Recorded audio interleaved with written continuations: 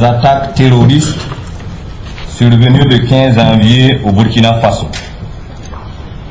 Excellence, Monsieur le Président, notre pays a connu le 15 janvier 2016 une série d'attaques coordonnées dont certaines ont été suivies de prises d'otages ayant entraîné de nombreuses pertes en vies humaines et d'importants dégâts matériels. Le présent rapport que j'ai l'honneur de faire tenir s'articulera autour de 4 points essentiels, à savoir l'attaque terroriste des présumés djihadistes et de l'enlèvement d'un couple d'expatriés au nord du pays, l'attaque terroriste au Splendid Hotel et au café-restaurant Capuchino, le bilan global de ces attaques et les mesures prises par le gouvernement. De l'attaque terroriste des présumés djihadistes et de l'enlèvement d'un couple d'expatriés au nord. Dans l'après-midi du vendredi 15 janvier 2016, aux environs de 16h30, une attaque a été perpétrée par des individus lourdement armés non identifiés à Tinakov. En effet, la brigade territoriale de gendarmerie de Tinakov, en mission commandée, a été victime d'une attaque à l'explosif.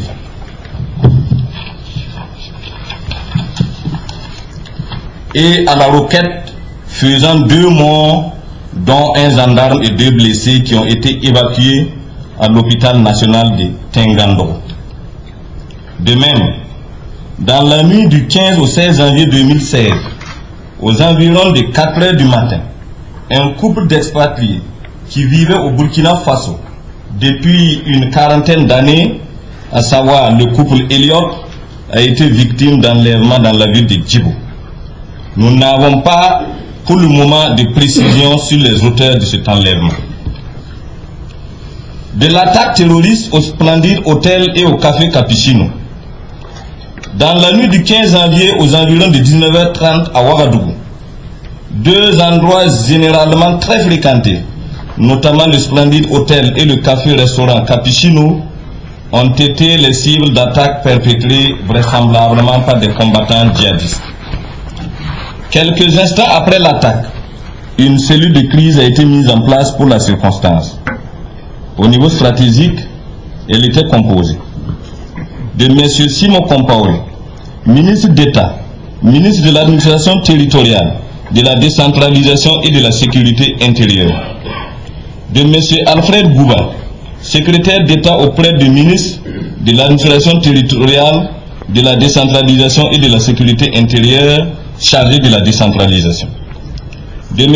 Alain Jean-Claude Zagré, ministre délégué chargé de la sécurité sortant, du général Pengrenoma Zagré, chef d'état-major général des armées, du colonel-major Alassane Moné, secrétaire général du ministère de la Défense nationale et des anciens combattants, du colonel Toundaba Koulibaly, chef d'état-major de la gendarmerie nationale, du contrôleur général de la police, Lazare Tarpaga, directeur général de la police nationale, du lieutenant-colonel Théophile Ninkiema, chef du cabinet militaire du président du Faso, de M. Joacin Sonda, gouverneur de la région du Centre, et de M. Damien Gampiné, président de la délégation spéciale de la commune de Ouagadougou. Cette cellule de crise, basée au cabinet du ministère chargé de la sécurité, a reçu la visite du ministre des Affaires étrangères et de la coopération régionale, de celui des infrastructures et de celui de la communication.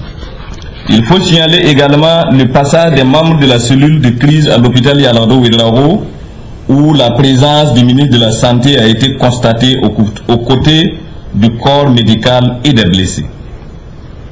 Pour coordonner l'action des forces de défense et de sécurité déployées, afin de faire face à cette attaque, la cellule de crise a mis en place un commandement opérationnel composé de colonel Gervin Remen, chef d'état-major particulier du président du Faso, lieutenant-colonel Bachirou Farta, directeur général de la sécurité intérieure, commandant François Bouyini, chef de la division de l'information de l'armée, commandant Evra Somda, commandant de l'unité spéciale d'intervention de la gendarmerie nationale, commissaire principal de police Patrice Yeye, commandant de l'unité d'intervention polyvalente de la police nationale.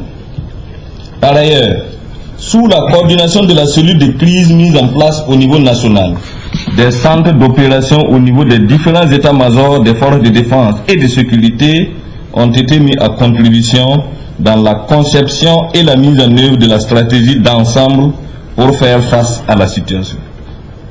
Le commandement opérationnel a reçu le soutien des forces spéciales françaises et des forces spéciales américaines. Les unités militaires et policières engagées dans les opérations étaient composées des forces suivantes.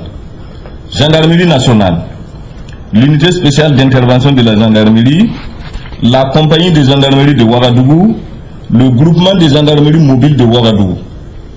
Police nationale, l'unité d'intervention polyvalente, la brigade anticriminalité, la compagnie républicaine de sécurité, CRS, la brigade nationale de sapeurs-pompiers, l'armée de terre, l'armée de l'air, le génie militaire et les différents services de renseignement. Fort de l'appui des forces étrangères citées plus haut, les forces de défense et de sécurité ont lancé l'assaut sur les sites occupés par les assaillants à 1h15 du matin. Cette opération de sauvetage a permis de libérer, au fur et à mesure, 176 personnes, au nombre desquelles de nombreux blessés qui ont été immédiatement conduits dans les centres de santé. Hôpital Yalardo, Clinique Notre-Dame de la Paix, Hôpital National de Tengandon. La cellule de crise a effectué une sortie terrain, d'une part, sur l'avenue Kwame Nkrumah aux environs de 2h55 et aux environs de 4h du matin. Et d'autre part, à l'hôpital Yalardo Ouedraogo aux environs de 3h20. Sur l'avenue Kwame Nkrumah, la cellule a constaté que parmi les premiers otages libérés figurait M. Clément Sawadro, ministre en charge de la fonction publique. À l'hôpital Yalardo Ouedraogo, la cellule de crise a été accueillie par le directeur général de la dite structure où se trouvait déjà le ministre de la Santé aux côtés des blessés. Le constat fait au moment où les membres de la cellule de crise passaient était le suivant. En psychiatrie, 10 malades ont été pris en charge pour un soutien psychologique. Au niveau des urgences chirurgicales, 19 blessés ont été reçus, dont 9 étaient déjà libérés, 7 prêts à être pris en charge et 1 au bloc opératoire.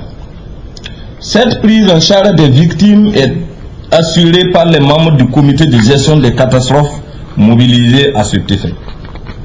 Avant de quitter l'hôpital Yalardo, le ministre d'État chargé de la sécurité a traduit toute la compassion et les encouragements du gouvernement et a souhaité un prompt rétablissement aux victimes.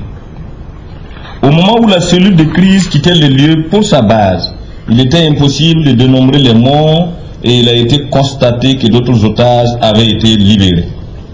Du bilan global des attaques. Le bilan global qu'on peut faire de ces attaques se présente comme suit. En ce qui concerne l'attaque du nord du pays, au nord du pays, 2 décès, dont un gendarme et un civil à Tinakov. 2 blessés, dont un grave à Tinakov. Un couple d'expatriés enlevés à Djibo. S'agissant de l'attaque sur Kwame Nkrumah, 176 otages de 18 nationalités différentes libérés. 29 otages tués sur les lieux des attaques, dont un Américain, 9 Burkinabés dont une femme, 4 Canadiens dont 2 femmes, 2 Français, un Libyen, un Néerlandais, un Portugais, un Suisse, 4 Ukrainiens dont 3 femmes, 5 de nationalités encore inconnues. Les investigations se poursuivent pour déterminer la nationalité de ces 4 victimes. 71 blessés transportés dans les différentes formations sanitaires de la ville de Ouagadougou. À la date d'aujourd'hui, 15 blessés sont toujours dans les formations sanitaires, dont 8 à l'hôpital Yalardo Ouedraogo, 5 à l'hôpital national de Tengandro et 1 à la polyclinique Notre-Dame de la Paix.